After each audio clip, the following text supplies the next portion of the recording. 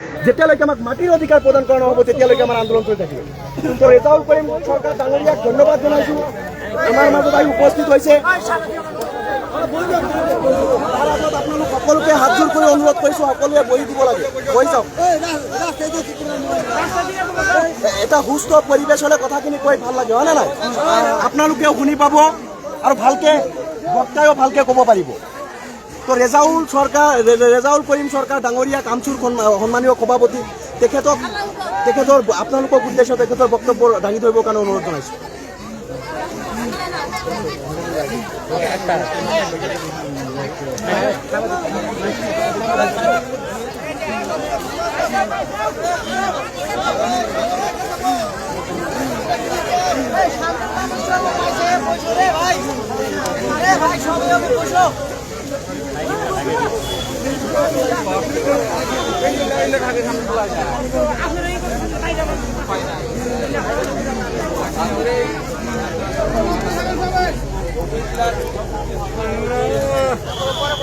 আৰু ছাত্ৰ মুক্তি সংগ্ৰাম সমিতি আয়োজন আজি যি অৱস্থান ধৰ্মঘট আজি 10 চলি গ'ল আৰু মই কৃষক মুক্তি সংগ্ৰাম সমিতি আৰু ছাত্ৰ মুক্তি সংগ্ৰাম সমিতিক আন্তৰিকভাৱে ধন্যবাদ জনাইছোঁ যে নিষ্পেষিত নিৰ্যাতিত মানুহখিনিৰ কাৰণে আজি 10 দিন হয় চৰকাৰী কাৰ্যালয়ৰ সন্মুখত বহি তেওঁলোকে ন্যায্য প্ৰাপ্যৰ কাৰণে আন্দোলন কৰি আছে।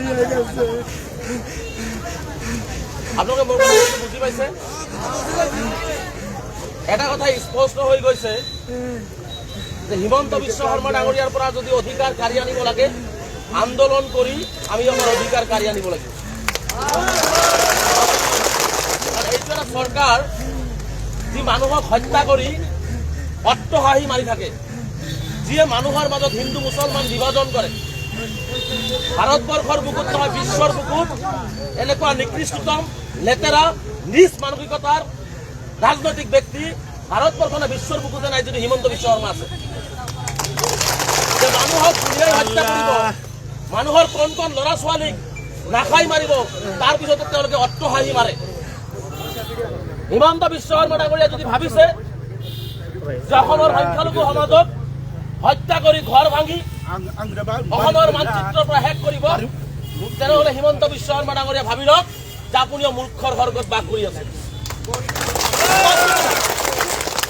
আমাৰ দাবী হৈছে আজি ছাত্ৰ মুক্তি সংগ্ৰাম সমিতি হওক কৃষক মুক্তি সংগ্ৰাম সমিতি হওক কি দাবী লৈছে, আমাৰ কথা হৈছে সি হিন্দু হওক সি মুছলমান হওক, যদি কোনোবাই চৰকাৰী ভূমিত আছে তেওঁলোকক পুনৰ সংস্থাপনৰ আৰু সকলো ধৰণৰ অধিকাৰ দি পেলাই চৰকাৰে তাত কথা পাতিব লাগিব, তাত উচ্ছেদৰ কথা আনিব লাগিব।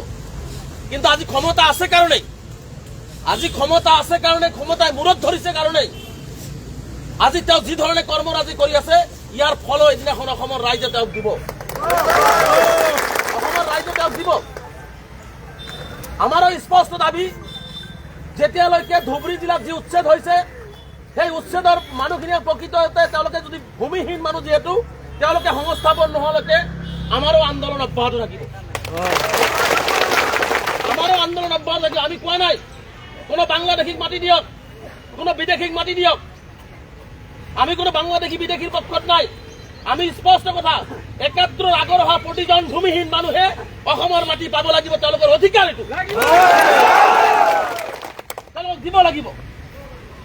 কিন্তু আজি দুখৰ বিষয়, আজি তেওঁ পুলিচ লগাই, আজি জিলা আয়ুক্তসকলক লগাই, আজি তেওঁলোকে বিভিন্ন অফিচাৰ লগাই যি ধৰণে নিৰ্মম অত্যাচাৰ চলোৱা হৈছে, সেই অফিচাৰসকলক আজি এই ধৰ্ণাস্থলীৰ পৰা কৈ গৈছো এদিনাখন আপোনালোকক আদালতৰ কাঠগড়াত থিয় কৰাই ইয়াৰ বিচাৰ লোৱা হ'ব। আজি হিমন্ত বিশ্ব শৰ্মা ডাঙৰীয়াৰ গোলামী কৰিছে, ঠিক আছে কৰক, আপত্তি নাই, চৰকাৰী মানুহ আপুনি কৰিছে, কিন্তু আপোনালোকেও ভাবি ল'ব যে এই মানুহখিনিক যে আপোনালোকে অন্যায় কৰিছে চৰকাৰৰ কথা মতে আপোনালোকেও কিন্তু এই বিচাৰৰ সন্মুখীন হ'ব লাগিব। আজি নিলজ্জজনকভাৱে এজন মুখ্যমন্ত্ৰী কি ধৰণে কয় আমাৰ আৰু তোমাৰ, তেওঁ কয় অসমীয়া জাতি শেষ হৈ যাব। মই কওঁ স্পষ্টকৈ কৈছো, অসমীয়া জাতি ধ্বংস কৰাৰ মূল নায়ক হৈছে হিমন্ত বিশ্ব শৰ্মা। অসমীয়া জাতিটোক থান বান কৰি তেওঁ অসমত হিন্দু আৰু মুছলমান ৰাখিব বিচাৰিছে, যিটো আমি বা কৃষক মুক্তি হওক বা যিসকলে এই ধৰণৰ গণতান্ত্ৰিক আন্দোলন বা গণতান্ত্ৰিকভাৱে সংবিধানক বিশ্বাস কৰে তেওঁলোকে কেতিয়াও নিবিচাৰে। তেওঁলোকে বিচাৰে এইখন অসম অসমীয়াৰ হৈ থাকক, মানুহৰ হৈ থাকক, মানৱতাৰ অসম হৈ থাকক, হিন্দু মুছলমানৰ অসম হৈ নাথাকক, আমি তেনেকে বিচাৰিছো। কিন্তু হিমন্ত বিশ্ব শৰ্মাই বিচাৰিছে যে হিন্দু মুছলমান হৈ থাকক, আমাৰ মাজতে সদায় ভাতৃত্ববোধ নষ্ট হওক আৰু কাজিয়া সৃষ্টি হওক। আৰু এইটো কেতিয়াও মনত ৰাখিব, কুচক্ৰান্ত কু অভিসন্ধি লৈ মনত লৈ যিসকলে কাম কৰে তেওঁলোকে হয়তো এটা দিন সফল হ'ব, কিন্তু শেষলৈ গৈ তেওঁ সফল হ'ব নোৱাৰে। আজি দুখ আৰু পৰিতাপৰ বিষয় আপোনালোকৰ দৰে আজি মই স্পষ্টকৈ কৈছো, গোৱালপাৰাৰ পাইকানত উচ্ছেদ কৰা হ'ল। মই হিমন্ত বিশ্ব শৰ্মা ডাঙৰীয়াক ধুবুৰীৰ মাটিৰ পৰা চেলেঞ্জ কৰিছো, টংকেশ্বৰ ৰাভাৰ চাহ বাগান আৰু ৰবাৰ বাগানত কেতিয়া বুলডোজাৰ লাগিব? টংকেশ্বৰ ৰাভাৰ হাজাৰ হাজাৰ বিঘা চাহ বাগান আৰু ৰবাৰ বাগানত কেতিয়া বুলডোজাৰ লাগিব? টংকেশ্বৰ ৰাভাৰ ঘৰত বুলডোজাৰ চলাবৰ সাহস হিমন্ত বিশ্বৰ নাই কাৰণে পাইকানৰ সেইসকল মানুহক ফৰেষ্ট কেবিনেটে বনাই, যিটো ফৰেষ্ট নাছিলে। আজিও অসমৰ মই কৈছো, যদি সংবাদ মাধ্যমৰ বন্ধুসকল আছে, পাইকান কেতিয়াও ফৰেষ্ট নাছিলে। পাইকান হৈছে এটা ৰাজহ গাঁও। সেই পাইকানক তেওঁলোকে জোৰ জবস্তি কৰি ফৰেষ্ট বনাই টংকেশ্বৰ বাহাদুৰহঁতৰ হাজাৰ হাজাৰ হাতী যোৱাৰ ৰাস্তাত যি ফৰেষ্ট আছে, ৰবৰ বাগান আছে, চাহ বাগান আছে, এইবিলাক তেওঁলোকে ৰক্ষণাবেক্ষণ দিলে। মুখ্যমন্ত্ৰী যদি দম আছে, মুখ্যমন্ত্ৰী যদি সঁচাকে অসমৰ ভূমি তেওঁ খালী কৰি পাহাৰ ভূমি খালী কৰিব বিচাৰিছে, তেনেহলে গোৱালপাৰা জিলাৰ RFৰ 25% খালী কৰক, খালী কৰক। আজি উৰিয়াম ঘাটত উচ্ছেদ হৈছে, আমি কোনো মানুহক উচ্ছেদ কৰাটো নিবিচাৰো, কাৰণ উচ্ছেদৰ মৰ্ম বেদনা সংখ্যালঘু ৰাইজতকে কোনো বেছি নুবুজে। চাহে হিন্দু হওক, চাহে বড়ো হওক, চাহে ৰাভা হওক, চাহে বেংগলী হওক, চাহে মাৰোৱাৰী হওক, চাহে মুছলমান হওক, কোনো মানুহকে আমি উচ্ছেদ কৰাটো নিবিচাৰো, অবৈধ অমানৱিক উচ্ছেদ কৰাটো নিবিচাৰো। কিন্তু আজি উৰিয়াম ঘাটত কিয় বাছি বাছি সংখ্যালঘুক নোটিছ দিয়া হ'ল?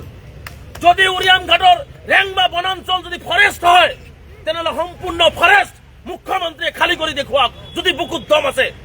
ৰেংবা বনাঞ্চল, আজিও ৰেংবা বনাঞ্চলত বিজেপিৰ অট্টালিকা তুলি থৈ দিছে, সেই অট্টালিকাত তেওঁলোকে বুলডোজাৰ চলাব সাহস কৰা নাই। বিজেপিৰ কাৰ্যালয় আছে ৰেংবা বনাঞ্চলত, নিজৰ কাৰ্যালয় বনাই থব পাৰে আৰু মানুহ য'ত জীৱন নিৰ্বাহ কৰিব, বাচি থাকিব, সেইসকল মানুহক উচ্ছেদ কৰিব। উৰিয়াম ঘাটত 1978 চনত গোলাপ বৰবৰাৰ চৰকাৰৰ দিনত এইসকল মানুহক নাগালেণ্ড বৰ্ডাৰ পহৰা দিবৰ কাৰণে লৈ যোৱা হৈছিলে। এনে খোজকাঢ়ি যোৱা নাছিলে, চৰকাৰীভাৱে তেওঁলোকক খাদ্য দিয়া হৈছিলে কেম্পত। সেই ৰচিদো আমাৰ হাতত আছে, সেই ডকুমেণ্টছ আমাৰ হাতত আছে। আজি 70-80 বছৰ হ'ল, আজি অসম নাগালেণ্ড সীমান্ত পহৰা দিয়া মানুহখিনিক আজি বুলডোজাৰ চলাই তেওঁলোকে উচ্ছেদ কৰি দিব। এইটো কেতিয়াবা হ'ব পাৰে নেকি? তাতো আকৌ বাছি বাছি যে ক'ত মুছলমান আছে, ক'ত অমুক আছে, ক'ত তমুক আছে, এইবোৰ নীতি কিহৰ? এইবোৰ নীতি কিহৰ? মুখ্যমন্ত্ৰীয়ে যদি ফৰেষ্ট খালী কৰিব লাগে, সোণাই ৰূপা অভয়াৰণ্য কেতিয়া খালী কৰিব মুখ্যমন্ত্ৰী জনাওক। আপোনাৰ কেবিনেট মন্ত্ৰী অশোক সিংগালে 40,000 মানুহ সোণাই ৰূপা বনাঞ্চলত বহাই দিছে। সেইবোৰ কেতিয়া উচ্ছেদ হ'ব?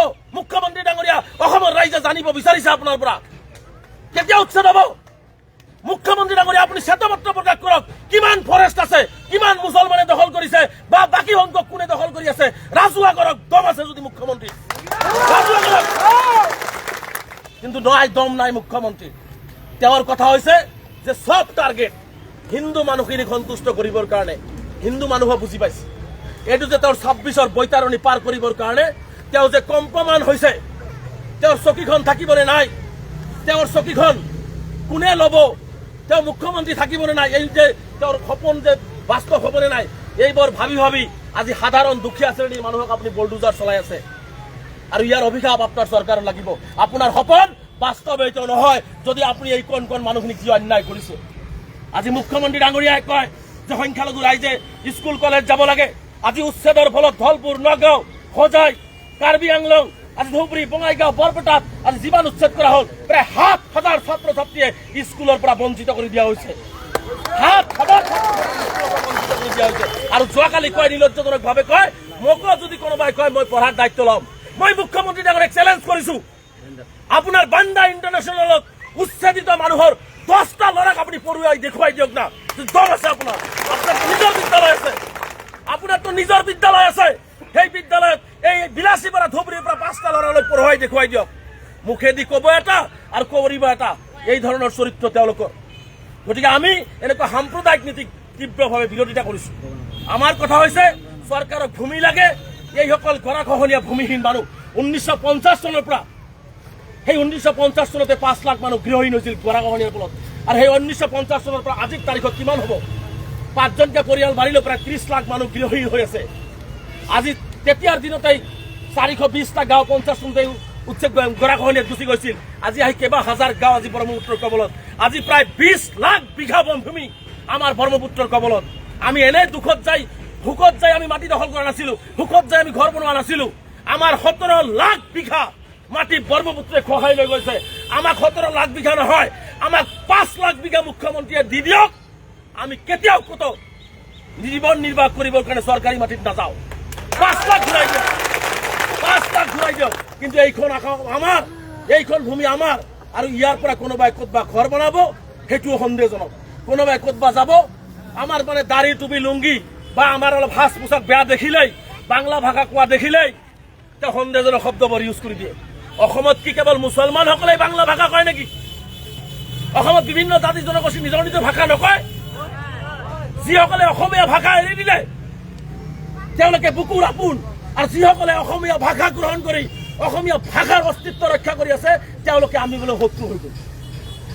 আৰু দুখৰ বিষয়, কিছুমান মাংস নোহোৱা সংগঠনৰ লিডাৰে যোৱাকালিৰ পৰা উৰিয়াম ঘাটৰ পৰা কিছু গাড়ী আহিছিলে, যাৰ ঘৰ বাৰী ভাঙি লৈ নগাঁৱত আহি আশ্ৰয় ল'ব বুলি তেওঁলোকৰ নগাঁৱত আহিছিলে। সেই মাংস নোহোৱা সংগঠন কেইটাৰ লিডাৰে গৈ পেলাই কাণত ধৰাই উঠা বহা কৰাই থৈ দিয়ে। মুখ্যমন্ত্ৰীক মই প্ৰশ্ন কৰিব বিচাৰিছো যে আপুনি নগাঁও জিলা আয়ুক্ত, নগাঁৱৰ আৰক্ষী অধীক্ষকক গুণ্ডা লগাই দিছে নেকি? যে পুলিচৰ জৰিয়তে গুণ্ডা বাহিনী লগাই দিছে নেকি? যে মানুহক তেওঁলোকে কাণত ধৰাই থব, মানুহৰ গাড়ী চেকিং কৰিব? সংগঠন, বিভিন্ন সংগঠন নামি কৰিছে, তেওঁলোকে মানুহক চেক কৰাৰ দায়িত্ব কোনে দিলে? নগাঁও জিলা আয়ুক্ত আৰু আৰক্ষী অধীক্ষকগৰাকীয়ে যদি দায়িত্ব দিছে এইটো স্পষ্ট কৰিব লাগে।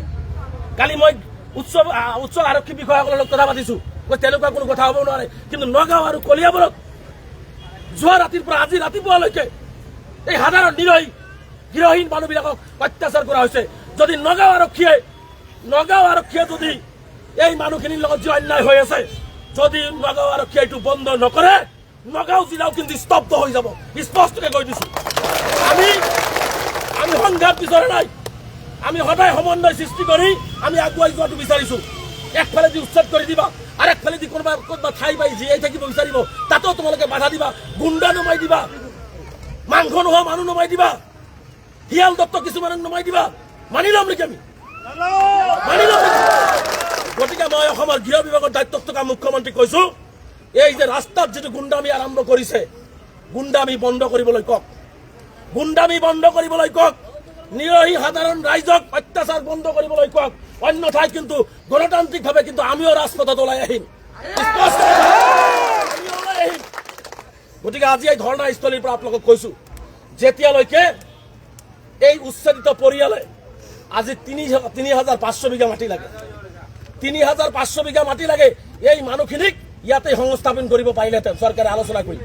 মুখ্যমন্ত্ৰীক বাৰে বাৰে কৈছো, আপুনি সাহসেৰে মানুহখিনিৰ লগত আলোচনা এটা হওক, সন্মুখে দিয়া হওক। পিছফালেদি পুলিচ লগাই গুলি কিয় কৰে? কাপোৰ ঘৰ দৰে কাম কিয় কৰে? আলোচনা কৰক।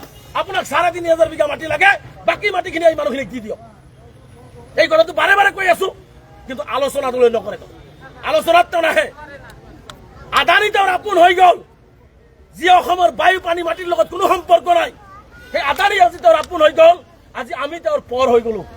আমি অসমৰ ৰাইজ আজি তেওঁৰ পৰ হৈ গ'লো। এই আদানীয়ে অসমবাসী ৰাইজে এদিনাখন বুজিব, হিমন্ত বিশ্ব শৰ্মা ডাঙৰীয়াৰ যি হিংসা, যি ধৰণে সাম্প্ৰদায়িক নীতি আৰু যি ধৰণে পুঁজিপতিক মাটি দি আছে, আজি হয়তো আমাক বহুতে বেয়া পাই গালি পাৰি আছে, আমাক ঘৃণাৰ চকুৰে চাই আছে। এইসকলে এদিনাখন হিমন্ত বিশ্ব শৰ্মা ডাঙৰীয়াৰ কেই ষড়যন্ত্ৰৰ কাৰণে কান্দিব লাগিব আৰু ক'ব লাগিব যে হিমন্ত বিশ্ব শৰ্মাৰ ভুল নীতিত আমি ভুল গৈ আমি মানুহৰ লগত অন্যায় কৰিছো। এই কথাটো অসমৰ মাটিতেই প্ৰমাণ হ'ব, অসমৰ মাটিতেই প্ৰমাণ হ'ব। গতিকে আমাৰ স্পষ্ট কথা, মই এই ধৰ্ণাস্থলীত আপোনালোকক কৈছো, যেতিয়ালৈকে এইখিনি মানুহক বজেৰালগা চৰত মই মুখ্যমন্ত্ৰীক প্ৰত্যাহ্বান জনাইছো। বজেৰালগা চৰত মুখ্যমন্ত্ৰী কেবিনেটৰ মন্ত্ৰীসকল 5 ঘণ্টা সময় অতিবাহিত কৰি দেখুৱাওক, আমি 500 বছৰ থাকিম।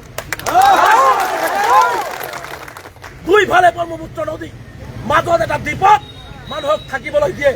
এইটো মানিব পৰা যায় নেকি? আমাক ভূমি দিলে আমাক এইখন চক্ৰ বিষয়াৰ কাৰ্যালয়ৰ অন্তৰ্গততে ভূমি দিব লাগিব।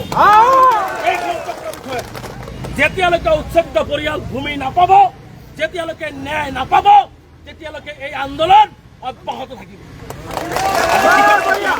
10 দিন হৈ কৰি আছে, আমিও কৰিম।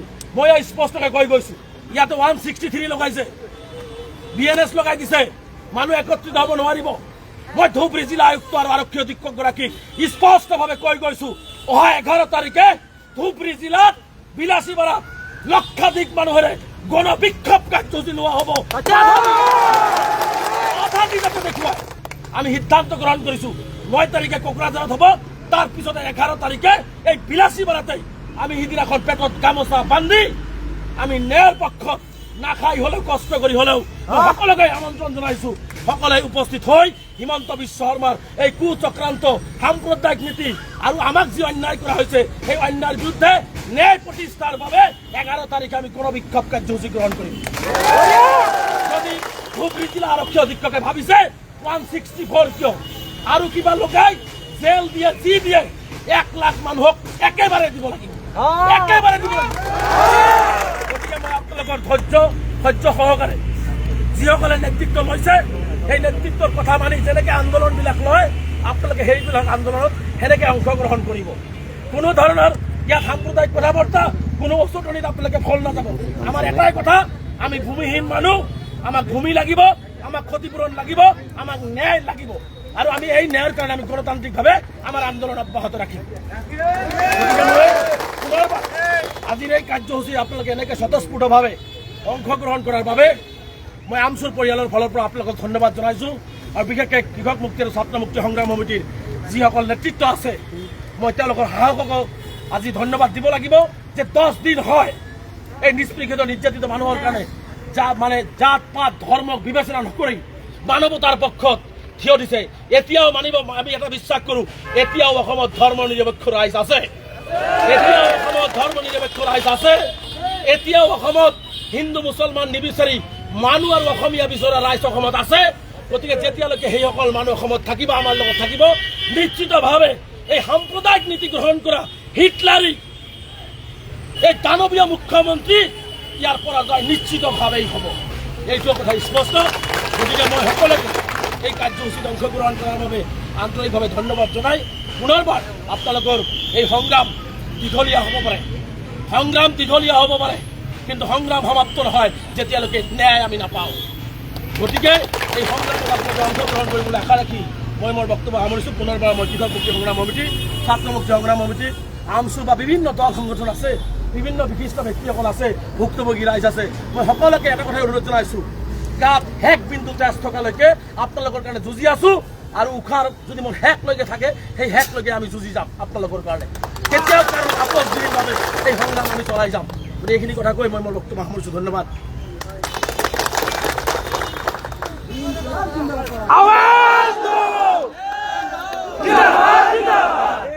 চলিছে